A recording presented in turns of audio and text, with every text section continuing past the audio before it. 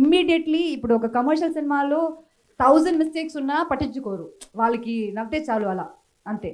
ఇది ఒక women centric film కదా, సో అది క్రిటికలీ అక్లెయిమ్డ్ అవ్వాలి కదా, అది పర్ఫెక్ట్ ఉండాలి కదా అని దాన్ని డైరెక్టర్ గారు చెప్పినట్టు మ్యాగ్నిఫైయింగ్ గ్లాస్తో చూస్తారు.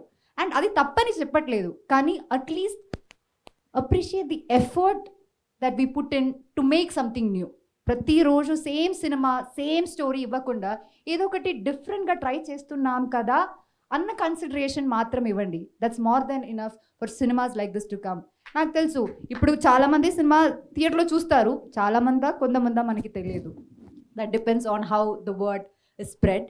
కానీ ఇంకా ఈ సినిమా ఓటీటీలో రిలీజ్ అవుతుంది కదా, నాకు తెలుసు, I know, we know that the applause and appreciation that's gonna get. And అది సరిపోదు, అంటే ఒక సినిమా ఇలా చేసినప్పుడు దాన్ని ఎంకరేజ్ చేస్తే ఇలాంటి మంచి మంచి సినిమాలు వస్తాయి. అండ్ ప్రాబబులీ ఎంకరేజ్ చేయడం ఇష్టం లేదేమో, ఇలాంటి కాంటెంట్ రాకూడదని అనుకుంటున్నారేమో తెలియదు. కుదిరితే మీరు థియేటర్కి వెళ్ళి చూడండి. అండ్ ఇట్ ఈస్ లైక్ ఒక వర్దీ ఫిల్మ్గా ఉంటుంది, ఖచ్చితంగా ఉంటుంది.